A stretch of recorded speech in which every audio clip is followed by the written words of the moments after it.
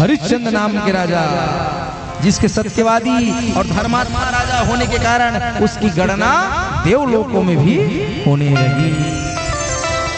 तो विश्वामित्र कहे इतना भी महाराजा नहीं है हरिश्चंद्र, हाँ? तो कहे शिक्षा लेंगे और हरिश्चंद्र अगर पास होगा तब हरिश्चंद्र राजा है। हरिश्चंद्र घर में सोया था। हरिश्चंद्र की पत्नी का नाम है तारामती और बेटे का नाम है रोहित कुमार। हरिश्चंद्र अपने घर पर सोया था। रात में स्वप्न देखा कि मैं विश्वामित्र नाम के ब्राह्मण को अपना पूरा धन संपत्ति सब मैं दान कर दूं। ऐसा सपना देखा है केवल उसको, केवल वो सपना देखा है, दान नहीं किया है। सपन में देखा कि मैंने अपना धन संपत्ति सब विश्वामित्र को दे दिया है। जैसे स्वप्न देखा, नींद खुला तो पता चला कि विश्वामित्र नाम के ब्राह्मण द्वार में खड़े हैं। जैन ब्राह्मण को सपना में देखी, तेने ब्राह्मण द्वारी में खड़े हैं। हरिश्चंद्र कहे मैंने सपना देखा है महाराज कि मैं आपको सब दे दिया हूँ, तो आज से राजपाट धन दौलत सब किसका है? विश्वामित्र को दे दिया। जब विश्वामित्र को दिया तो विश्वामित्र परीक्षा लेने के लिए आया है, दान लेने के लिए विश्वामित्र नहीं आया है। तो रोहित कुमार के पास गया और रोहित कुमार को कहा बेटा तोर बाप तोर बारे में सोचिस, कैसे नहीं सोचिस कहा तो तोर बाप पूरा धन दौलत संपत्ति कौन ला दे दीस, मोला दे दीस, तय का करबे, तय तक भिखारी हो गई। आज विश्वामित्र भड़काने लगा किसको? रोहित कुमार को। तो रोहित कुमार कहा सुनो राजा, क्या हुआ है? पिता ने तो सिर्फ धन दिया, हाँ? पिता ने केवल धन दिया है। पिता ने तो सिर्फ धन दिया, मैं प्राण का दान भी दे दूंगा। अरे याचक कोई मांगे तो, अरे याचक कोई मांगे तो मैं प्राण का दान भी दे दूंगा। राम प्राण का दान भी दे दूंगा। याचक कोई मांगे तो मैं प्राण का दान भी दे दूंगा। राम प्राण का दान भी दे दूंगा। रोहित कुमार ने कहा महाराज वो पिता धन संपत्ति दे, अगर कोई मांगी ना तब अपना प्राण भी दे दूंगा। बाप नंबरी तो बेटा 10 नंबरी। बाप इतना दानी है, बाप केवल पैसा दिया है और बेटा जान दे दूंगा कहते हैं। विश्वामित्र ने कहा रोहित एक दिन याद रखना, तुम्हारा इस शब्द में एक दिन तुम्हारा जान भी लूंगा। आज रोहित कुमार को ऐसा कहा। तारामती को कहा तारामती तोर पति सबला दे दे। तो रोहित तारामती कहे कोई बात नहीं, जो उनका था उनको दे दिया, अब दान कर दे तो उसमें क्या कह सकते हैं। आज रोहित कुमार तारामती तीनों आज राजमहल से निकल जाते हैं और राजमहल से निकलकर सामान्य रूप से जीवन जीने लगते हैं। विश्वामित्र ने कहा इतना दुख कम नहीं और दुख देना पड़ेगा, तभी तो पता चलेगा कितना बड़ा धर्मात्मा है। तो विश्वामित्र कहे राजा तूने ब्राह्मण दक्षिणा किया है, भूसी दक्षिणा वांचे है, भूसी दक्षिणा करो कहा। तो राजा के पास तो कुछ नहीं था, लेकिन कहा बिना भूसी दक्षिणा किए तुम ब्राह्मण के ऋण से उऋण नहीं होगे। तो विश्वामित्र के बाद तुम्हारे काशी शहर में आए। काशी में आकर के राजा हरिश्चंद्र आज अपनी बोली लगाता है। तो राजा हरिश्चंद्र को डोम खरीदता है। कौन खरीदा? डोम खरीदा और डोम के खरीदे हुए धन से उसने भूसी दक्षिणा विश्वामित्र को दिया। अब रोहित कुमार की माता तारामती बिकने के लिए खड़ा हुई तो उसको एक व्यक्ति ने खरीदा, किस लिए? घर में काम कराने के लिए। एक तरफ पिता बिक गए, एक तरफ माँ बिक गई। अब बेटा रोहित कुमार बीच में खड़ा है। बेटा धर्म संकट में पड़ा है, जाए तो जाए किसके पास? माँ के साथ रहे कि बाप के साथ रहे? तो छोटे लड़का देखो तो बाप के साथ नहीं रहे, कौन लक्ष्मण थे? माँ लक्ष्मण। आज रोहित कुमार माँ के आंचल को पकड़े माँ के साथ चले गए। रोहित कुमार की माँ किसी के यहाँ काम कर रही, जिस रानी ने जीवन भर मखमल से अपना पैर नीचे नहीं रखा, आज उसको दूसरे के घर काम करना पड़ा। तबीयत भी थे, एक कहावत है, राजा नल पर विपत पड़े तब भूंजे मछली धर्म कूदे। छत्तीसगढ़ी में कहावत है। कैसे?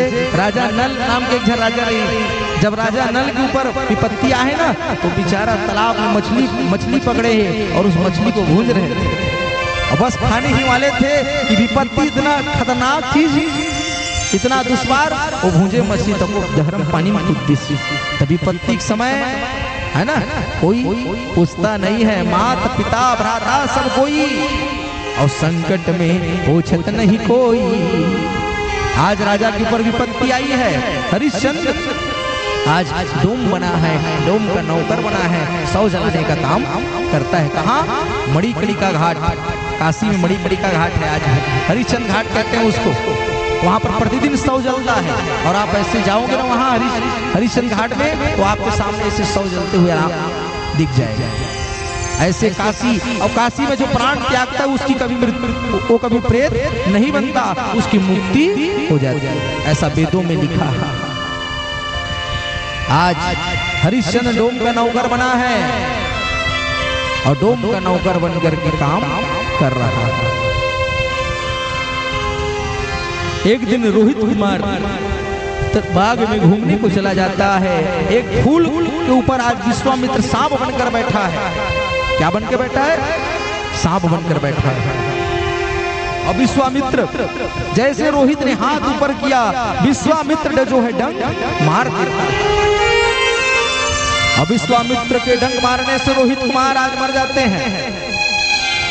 जब शाम के समय तारामती ने देखा कि बेटा घर नहीं आया तो रोहित कुमार को खोजने के लिए निकली। तो लोगों से पूछा, बताओ मेरा बेटा रोहित कहाँ है? तो लोग बताते हैं आपका बेटा बाग में पड़ा है, सो रहा है। जब तारामती जा करके देखती है तो बेटा का श्वास बंद हो गया है। हाँ, बेटा का श्वास बंद हो गया है, रोहित मर चुका है। आज तारामती बेटा को हाथ में ली, गोद उठा करके आज अपने पति के पास जाने लग।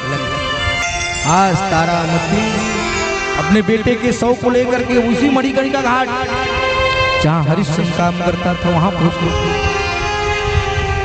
तो हरिश्चंद्र जब देखा तो हरिश्चंद्र भले भले डोम का नौकर है लेकिन पहले तो पिता है।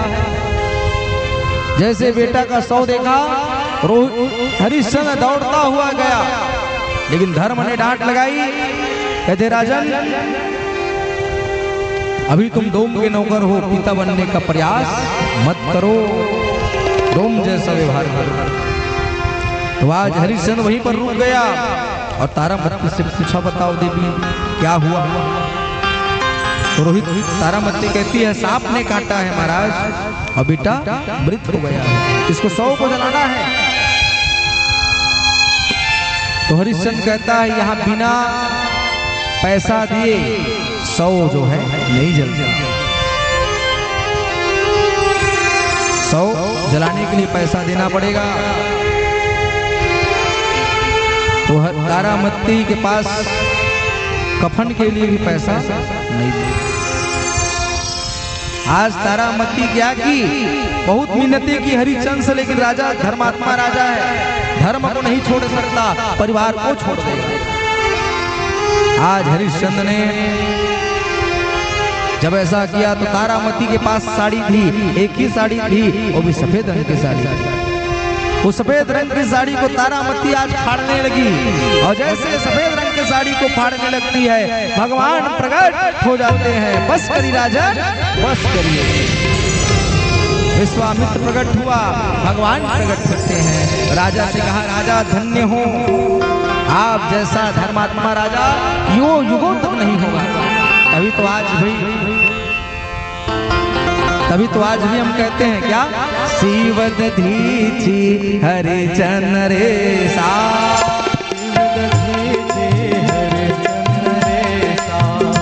शिव दधीचि हरिचंद्र रे सा, शिव दधीचि हरिचंद्र रे सा, सह धर्म हृदय कठिन